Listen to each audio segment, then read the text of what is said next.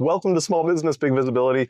I'm super excited because this is Rhett Garner. He has been a lifetime friend, and the Garner family is so unique in this world to me because they have seen opportunities where no one else does. Growing up, neighbors, we've been friends. I've seen all of the Garner family just be able to have this superpower of seeing opportunities and then also communicating in such good way, like they are natural marketers. So now I've set you up. Tell us your story, Rhett. Yeah. What's it like growing up in that kind of mindset? So we've been reflecting on that, just joking about all the different things we've done to survive and to thrive and, take care of a larger family. Sure. But one of the weirder ones I think we did, where the kids still don't believe us, but we gathered worms. We would put prongs in the ground, and I actually remember seeing the prongs, yeah. and collect worms. And we probably did that for 4 or 5 years. But it helped us travel back to Maine to visit cousins we hadn't met. Wow. It allowed us to, buy bikes, do things that we would do. That worm money was kind of the kid money. Mm-hmm. We were joking just about how, we would collect all these worms, and the next morning you pull back the towel of a bin full of worms, and there's all that worm silk or sludge Right. and then you go have breakfast. But we sold snow cones. We had a snow cone shack, and I saw you there frequently. That's right. Had my frequent flyer card. That's right. No, and I've told the kids it was amazing how many times you would meet people at the snow cone shack. And I was a quiet, shyer kid, and so the snow cone thing was a way that I learned to get out of my shell. Sure. And deal with people. But also I learned about not taking checks for $100 for a $2 snow cone. That'd be a good one. Especially when that check is a stolen check. Wow. So you learn life's lessons, pretty early and pretty young. And my mom brought that up, and I was like, oh my goodness. And anyway, I ended up, they caught the guy. Oh, wow. And I ended up picking him out of a lineup. Wow. So, he's kind of weird, unique. To the one with the red lips. Yeah, right. He's got the blue tongue. Yeah, great. It was great. Check his teeth. Yeah. It's one of those things that, not knowing it, I know my mom and my dad, that was kind of their thing. We distributed trampolines. No kidding. Yeah. Wow. For a business out in Nampa. And, all summer long, we would go collect trampolines and then go deliver them to people, set them up, and do demonstrations. And the demo was probably the best part. Yeah. It was my chance to show off what I had to do with the trampoline and my siblings. But then, we were kind of joking around. One of the more enjoyable things was learning the joy of bringing joy to others. And so the trampoline specifically, Christmas Eve was always a busy day. And because Santa was bringing trampolines. Yeah. And so we'd plan out our Christmas Eve so that a crew of us could run around, and we would be out till, I don't know how late in my child mind. After midnight, we would be sneaking in people's backyard, putting up a trampoline as quietly as we could, then trying to erase all signs of people coming and set up a trampoline. Right. A couple of years we did it in snow. And but it was just awesome. It was awesome knowing that we were part of something that was just going to blow kids' minds. Well, for sure, yeah.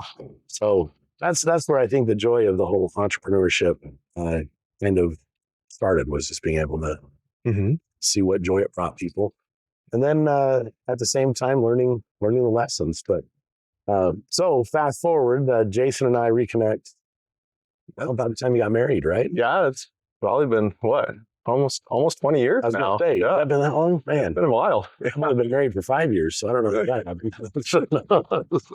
No, we actually this week celebrate 24 years. Congratulations. But yeah, I was going to say, Jason. That's quite the accomplishment for your wife to stay with you that long. Yes. Yeah. So you know the secret? No, I don't. Okay. So we argued a lot in those first few weeks, months. And then we just decided we had to come up with a system. So what we decided was that I would make all the major decisions that happen in our lives, and she would make all the minor decisions. Well, 24 years into the marriage, we have yet to make a major decision. So that's good. I'm glad you got the process down. Worked out well. Number of kids, all those things, minor decisions. That's all right. Don't bother me with those. Yeah, only the big ones. That's right. So and more, I realize what works even better is just understanding that, I'll be wrong one day, and the next day I'll be still be right, and the third day I'll be wrong. And as long as we rotate that way, Good. yeah, keeps everything happy. Yeah. Between that and not making decisions, you got it made. I was gonna say, I just kind of sit back and drink lemonade. No, it's been a fun ride. But now you were also in sales for a while too. Yeah. Right. So what was that journey like? So that's a funny journey, because I think growing up, kind of had I don't even know where it came from, but the attitude of, oh, if you're a salesman, you're tricking people all the time. The used car salesman type mentality. Right. So I didn't like considering myself a salesman. But it wasn't until I don't know what age, but I was in lumber business, and I was a salesman for a wholesale lumber company. And I learned very quickly that the need for lumber was there, the demand was there. Yeah, you're not tricking anybody. No, they wanted it. They wanted my product. How did I get all these 2x4s? So my goal was to build a relationship that they fully trusted. Two was to solve their problems. If I could solve their problems, and a lot of times, these carpenters or furniture builders or cabinet makers, they got enough going on. And when something goes wrong, they need somebody that's on their side to help solve the problem. So as I started to understand, that was my role as a salesman, was just helping people find solutions to what they're battling, and providing the service. That was the other thing was, we moved to Spokane, Washington, and started in the lumber business there. I was headhunted out of another job, and long and short of that, when I got there, they were doing about $300,000 to $350,000 a month. Okay. Well, as I kind of looked at the demographic and the size of the market and that, I really believe we should be doing more like $1 million a month. Oh, wow. So I presented that to the team, and got a lot of laughs, but I really believed it. And it was about, I think it was month 5 or month 6 that we hit the $1 million mark. Wow. Per month in sales. And really it just came down to being willing to adjust culture, adjust tradition or routine. One of the routines that was pretty strong was drivers would go out and deliver their route of delivery in the morning, but when they came back to the lumberyard, they kind of were done delivering. So if they came back at noon, 1 o'clock, they kind of just milled around and pulled orders for the next day and loaded trucks for the next day. Gotcha. But it wasn't so as I identified that, we kind of had a delivery system. You go out for your morning delivery, we'll have your truck ready when you come back for the afternoon deliveries. Oh, nice. And that just opened up the ability to get more product. So really identifying and understanding that the salesman, or a true salesman, is one that's willing to solve problems, serve others, and be a trust factor. Nobody gets excited about a salesman who oversells something and then doesn't deliver. And so that's the hard part, is trying to always remember to undersell and over deliver. Exactly. As you build that trust. Yeah, it's been a good ride. So sales, but then you were also in hospitality for a while, right? Correct. So for some reason in high school, I got the idea in my brain that I wanted to be a pediatrician. And so from probably about 14, 15 years old till about 21, I really thought that's what I wanted to do, was be a pediatrician. But I got a job on the pediatric ward in the children's hospital, and loved the environment, loved the experience. Quickly learned that the pediatrician had almost nothing to do with caring for the child. Right. So I started looking at maybe nursing, and then I had a few experiences that kind of opened my eyes that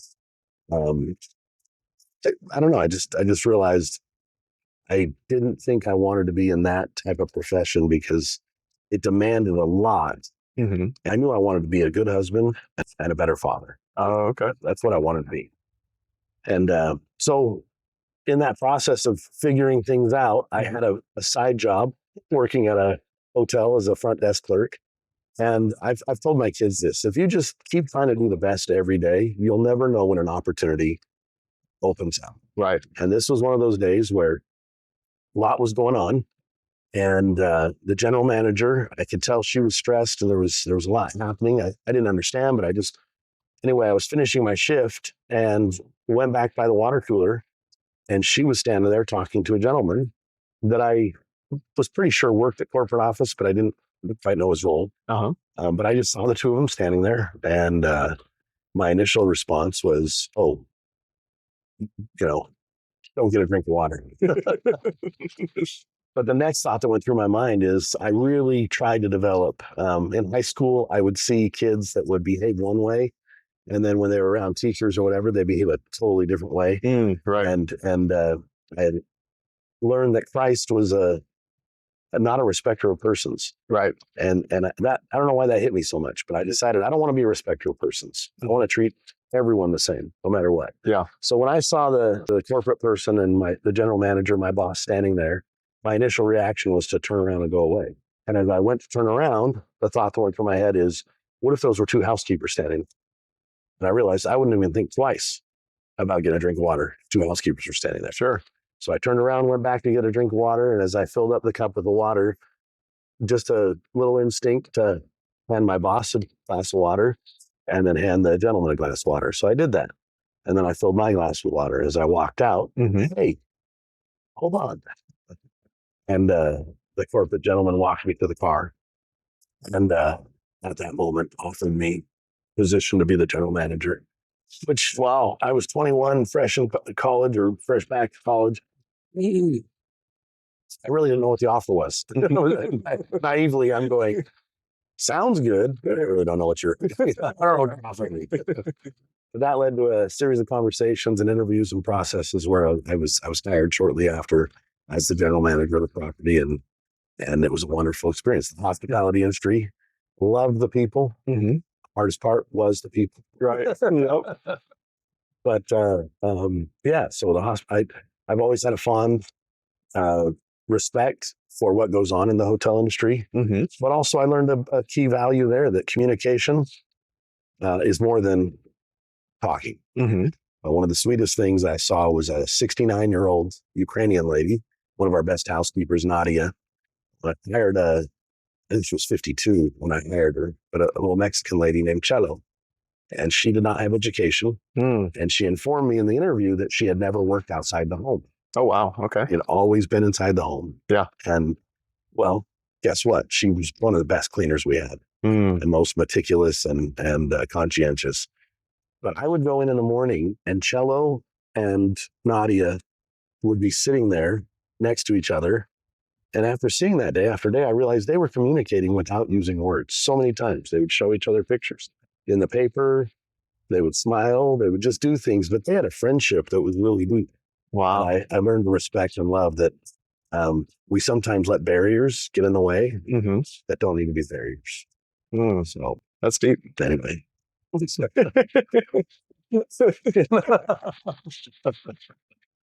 So the hospital. I went from hospital to hospitality, and then into the business world, because hospitality I learned a lot about business. Sure. But I think it translated when I went into the lumber business, because I didn't know anything about lumber, and I kind of went kicking and screaming like, I don't want to do this. Right. But my wife was like, hey, he's good, take it. No, we had a good experience of both of us. Neither one of us really wanted the job, but we prayed about it, and I had a powerful experience as a married couple for the first time of, no, this is something your family needs to do. Yeah. So, but as I got into the lumber yard, we kind of joke around that the first day I showed up, I had brand new Levi's, and then I bought a flannel shirt, because it's a lumber yard. So I got a thing of brawny and said, I want to look like that. But the first day I show up, and oh man, everyone's like, dude, what kind of pretty boy are you? And pretty boy was my nickname for it. So, but again, just a different environment. Learn to appreciate and love that environment as well, the hardworking men that I worked with. And then from there, took a wild leap and started my own business. Yeah. Yeah. And how many businesses would you guess you've started or been involved in? It's been a handful. Well, yeah, we joke around because so one of the first things that happened when we got married was we had an incident where I had an idea notebook. Okay. And I'd record all my ideas in lectures because in college, I realized when I sat in especially a lecture hall Yeah. with 300 students or whatever, I would zone out and disappear real fast, Yeah. and sometimes sleep. So I would doodle to just kind of keep engaged. And this doodle notebook became kind of my idea notebook. And I had a lot of, silly ideas and, things that I just kind of explore. Well, that notebook disappeared. And about 6 or 8 months later, one of the ideas presented in the mass market. And we were like, oh my goodness. And my wife encouraged me you need to do something. We need to look for that, your ideas. I started writing out those ideas again and let's pick one. Mm-hmm. So we came up with a fun sock idea that we were going to go. Mm-hmm. It was several thousands of dollars and time. It seems like it's about 2 to 2.5 years just to get the trademarks. Oh, wow. Start moving that business forward. And sure enough, the first production we did, we get a cease and desist notice from Jockey Clothing Company. Wow. So we joke that really wasn't technically a business. It was a business school because over the months of going back and forth with Jockey and our attorneys trying to figure things out, we just decided it wasn't worth the fight because Jockey was pretty aggressive about it. Hey, we don't want you in the market, number one. Number two, we're going to fight you. And we knew how much money they had. Right. We were very aware of how much money we didn't have. So that was one of those. But I would say over the time, it's been 5 to 7 businesses, legitimate businesses that we've said, hey, let's do this either as a side business, a side hustle, or let's do this. I mean, one of the side hustles that we kind of created turned out to be a fallback that saved us, provided an income, provided a living, and as a business we still operate today. And so that's where when I started the first business in skincare products, and everyone I'd hire, I would tell them, I have no problem with you having a plan B. In fact, I would encourage you to have a plan B because I saw in the lumber business, sometimes economic turns have nothing to do with your performance or anything. Things just change and businesses have to make decisions. And when it affects you directly and you don't have a plan B or haven't even considered a plan B, it can be devastating, morally devastating, emotionally devastating. And as I saw that happen in the lumber business, I decided if I ever had a situation, I would always encourage my employees, be loyal, work hard, but I don't own you. Right. And if you got something you want to do passionately, help us out while you're trying to build your dream. And when you're ready, take the lead. So I still feel passionate about that. But I believe innately we're designed to be creative. Yeah. And each of us are creative in different ways and skills. I've got a 14-year-old son that we're fighting to turn 15 that I laugh about because he's not artistically creative, but that guy can solve problems with machines, build things that are creative, but not a creative way that I'm creative. Right. Yeah. So I just think it's innately in us. And when we don't create, so part of us kind of dies or suffers. Yeah.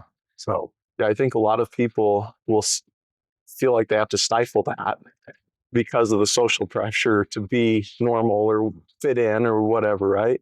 And then when you do that, it leads you to going and finding a way to mask that discomfort. Yeah. And so just let yourself be you, right? Well, and I think I'm one that I don't like to get in trouble. And I learned in the hotel business, as I was managing the hotel, the number one concern we had was wash rags being thrown away. Brand new wash rags. They'd only been used one time. But when women would remove their makeup, it was really tough to wash these wash rags. And so we found every month we were throwing away some quality wash rags. Right. And so creatively, I thought I can solve this. So I went and found a distributor of these little towelette makeup remover wipes. And we started providing that in the room. I thought we were doing a really good thing. Yeah.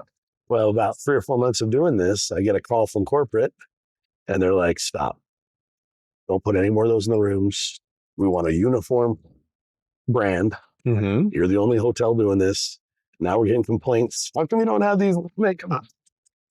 And I remember being defeated a little bit, but also annoyed, like, that was a good solution. Right. Yeah. Cost savings, customers are happier. Maybe corporate should innovate instead of stifle, right? No, and that's where I think sometimes in business or in life, unintentionally, that creativity gets stifled. Because I do remember the feeling I had. Mm-hmm. I was a young kid trying to make my way, and to not upset the apple cart, great waves, I'll remove all the makeup wipes. Right. And so I remember that lesson a lot, that you don't stifle the creativity either. If you're in a chance to work with people, and that is, you're the creativity. Yeah. And so, to finish up on that hotel one, it was probably 6 or 8 months later, I got a phone call. All right, you're now ordering towelettes for the company. So get your source and make sure there's some delivered to all. There was about 12 to 15 hotels in the chain. Uh-huh. But, it was just one of those things, though, that I think that's a natural response, is especially systems. And I always think about McDonald's. I can just imagine probably wouldn't be a good McDonald's employee. Yeah. Because I'd always be thinking about, hey, we can do this better. We can do that. McDonald's doesn't want that. They have their system. Exactly. Yep. So no, it's good. And I find at times where I've been either depressed or frustrated, oftentimes that creative part of me has been neglected. Yeah. So what's your favorite business you've ever done? Oh man, that's hard. So probably the greatest moment in my life was being a 21-year-old kid that decided I did not want to be a pediatrician. Mm-hmm. But I put so much time and energy in thinking that route. Yeah. I just didn't know how to think outside of that. That kind of rocked my soul. Oh, right. And so I spent a lot of prayerful days just trying to figure out, what do I want to do with my life, my career? And I was in an interview with the corporate board of that hotel chain, that one of the board members asked, you're 21 years old now. What do you see yourself doing in 10 years? And like a bolt of lightning, just a total flash of clarity, I knew what I wanted to do. Oh, wow. And I said to him, I so appreciate that question, because I've been trying to figure that out. And right now, I know that in 10 years, I'll be 31 years old. I hope I'm married by then. But I'd like to be married. I'd like to have a family. And if I can be the best husband and be the best father possible, and have adequate time to be of service in my church, I know I'll be a happy man. So whatever I do for work, if it fits that, that's what I want to do. And I remember very distinctly looking at the faces of these 8 interviewers, and I thought, I just lost the job. And I just, yeah, said too honest. But I sat there for an uncomfortable moment, and it might have been 5 seconds, but it felt like 50. And then I literally started to stand up, and the president of the company, who was dad to 2 or 3 of the board members, said, well, what are you doing? And I said, I appreciate your time, but I'm not sure this is the direction you want to go. He says, you sit down. And I sat back down, and he says, I want everybody to hear something. If any of us would have been thinking as clearly as that young man is right now, we could have saved a few marriages. Some of us 3 or 4. And then he went on to kind of praise the thought process or my honesty, and telling me that that's the type of people I want in the business that I built. Yeah. And he finished up by saying, you have the job. I have no more questions, which caused an uproar because I'd only been there 10 minutes, maybe. Oh, wow. And that's what came out. But it was powerful for me because it was seriously one of those clear things. And as I've had different jobs, and this is what I realized sitting in that moment. Yeah. As a teenager, I had so many different jobs, picking up worms, doing all these kind of, Sure. But I was a head dishwasher at a baseball stadium for the baseball stadium restaurant. I was the head dishwasher because there was 2 of us. And the other guy had another job that interfered. So I would start the day or the evening at the baseball stadium, and then he'd show up sometime. But we would wash dishes for the stadium sometimes till 2 or 3 in the morning. Wow. And there's nothing glorious about washing dishes. Right. It's just a job. Yeah. but I love the people I work with. Absolutely loved it. And so I realized in that same moment, I think I can do just about any work as long as the people around me were people that made me feel better and improving and were like, in a, not necessarily like-minded, because Steve and I, that we didn't come from the same background. Sure. Right. We didn't have the same goals. We didn't like the same music. So we joke about how we fought over the music all the time, because the radio was a powerful tool when you're washing dishes. But ultimately had to pull the head dishwasher on him, right? No, I enjoy music in general, but I hadn't listened to much rock and roll, but I became to appreciate the perspective of the rock and roll. And then he would give me background because he really knew rock and roll background. Yeah. And to this day, my kids will be like, how do you know this about these songs? Or how do you even know these songs? I'm like, well, I credit Steve, Professor Steve. But we went to the School of Rock. Yeah, exactly. Yeah. With rubber gloves. No, but we had a good time in there, and then others would come in and help us. Boss I had at the time was fantastic. That he would reward me on nights that were just out of control, and then when he was observant enough to see me going above and beyond, and then he would reward me. Those were the nights I got prime rib. Oh, nice! I got whatever the cream of the crop was for dinner. Right. So that's where I'd say my favorite job is hard to identify, because when I tell my kids this, there's always going to be ups and downs with the actual work. Sure. There's going to be positive and negatives. There's going to be things you just don't want to do, but they have to be done. Yep. So it's more important that the people you're with are people that you trust, you love, and can grow with. Yeah. Really. So with all that being said, every job I've had, there's been aspects that I've really loved. If I could take all the beloved aspects, bring them together to one perfect job, that would be it. And I think in most cases, it would be the people that, in general, stick with me. Yeah.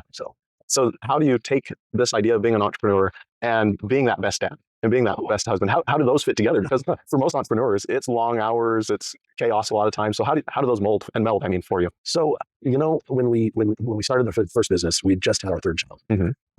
Having that third child was an event.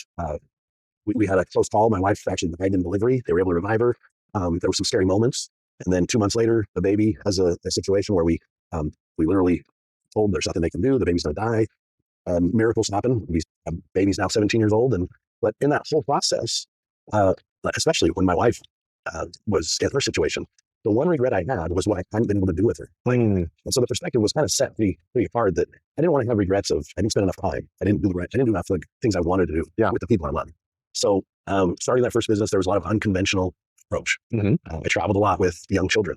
One of my favorite experiences was an executive of Albertsons was going to, we were going to have a conversation about combining efforts. He was going to consider retiring to come to work with us, and we wanted to talk through that process. Great man.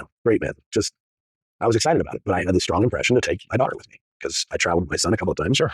So I took her with me. We traveled 300 miles to go meet with the guy. We picked him up. He gets in the car, he turns around, sees the child, and you brought your child to work? I said, yeah, it's been a quality time with Dad, and this is my business partner, Taya. She's here to help. And I set her up with crayons and a notepad. Told her she was going to take notes while we talked. She owned it. But at the end of the hour and a half lunch and conversation, that guy says to me, I have never been in conversation with another adult this long. I'm like, wow. And I kind of was taken back to it. He said, this was a brilliant idea. The tone of the meeting is so different.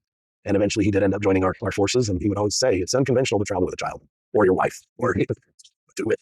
And so I've always kind of remembered that. And I think my parents taught us, you're never too young to start learning and working.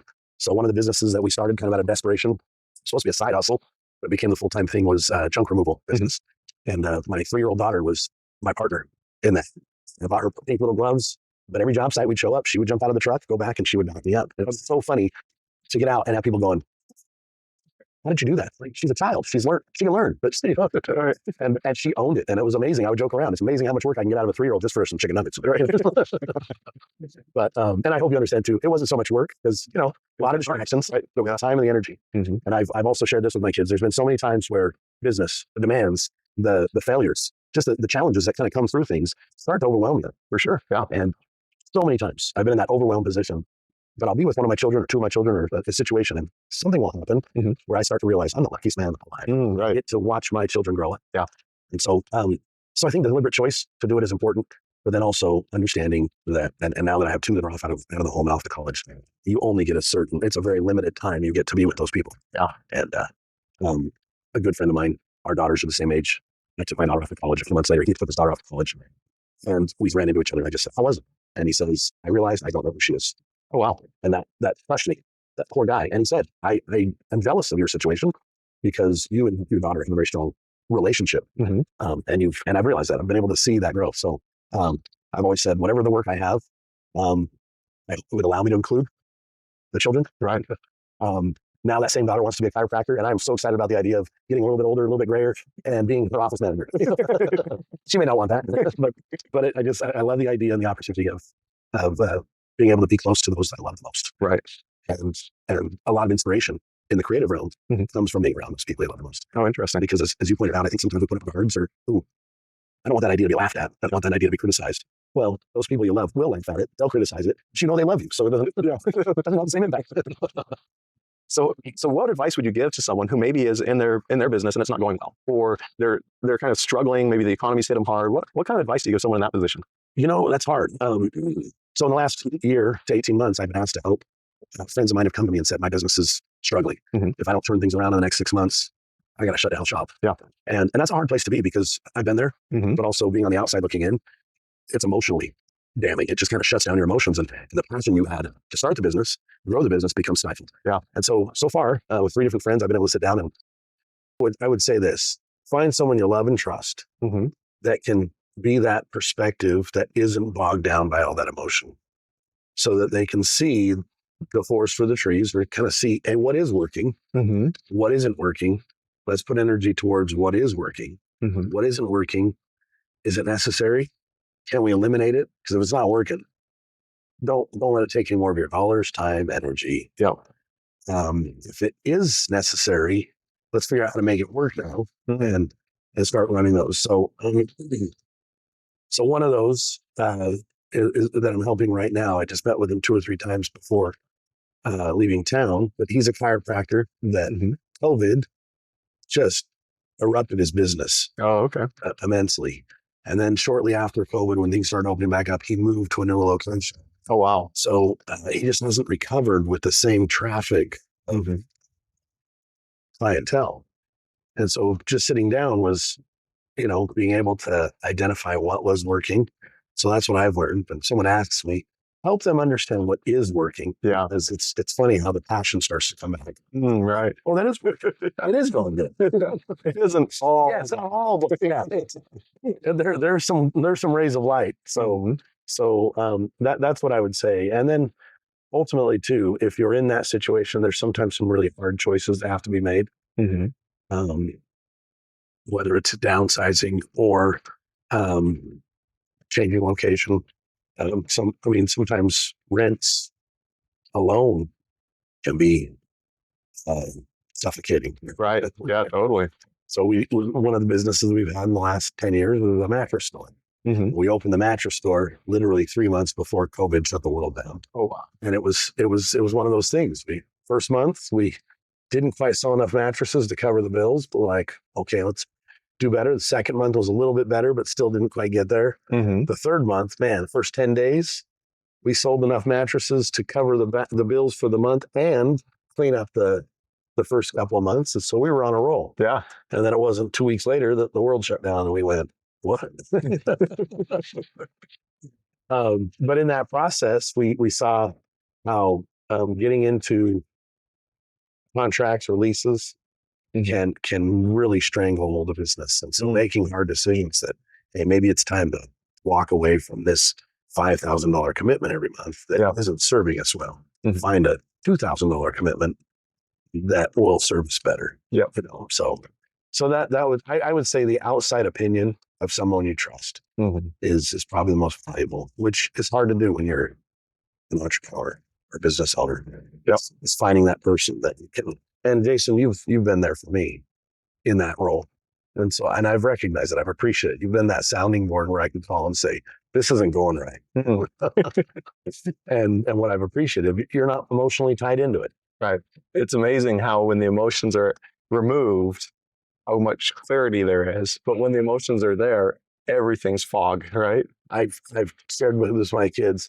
When you're in the fog, it's hard to even see that you're in the fog. Yeah. So if you have that trusted confidant, whether it be a family member, spouse, a good friend, it's funny when you have the conversation with them and you really just kind of let it out. How you hang up the phone or end the conversation or walk away and go, it's not that hard. Why was it bogging me down so much? It's really not that hard. Here's the solution. Go after it. Yep. So I completely agree. I had one of those just this last week. I was looking at some things. I'm like, man, this is a disaster. How did it ever get out of the hand this much? Abstract a little bit. And then, like you say, you get that perspective. Yeah. And then you're like, boy, that was a molehill, not a mountain. Yeah. No, it often feels like a mountain when, like you said, it tends to be a molehill, or it might be an anthill, right? But either way, it's just something that you're stumbling on that you get off track. Yeah, exactly. So no, it's good. Well, I sure appreciate you taking the time for this interview. Thank you. If our guests wanted to get in contact with you, oh goodness, how would they do that? Is Facebook, LinkedIn? What's your preference? You know what? I'm getting more active on Facebook with my wife's encouragement. So Facebook would be a good one. Okay, perfect. And so how would they find you on Facebook? Oh, good question. Rhett Garner. There's not a whole lot of us. Yeah. The one in San Antonio, Texas. There we go. So, but yeah, I appreciate that. And thank you for inviting me. This has been fun. Yeah, appreciate it. Catch up with you. Thank you.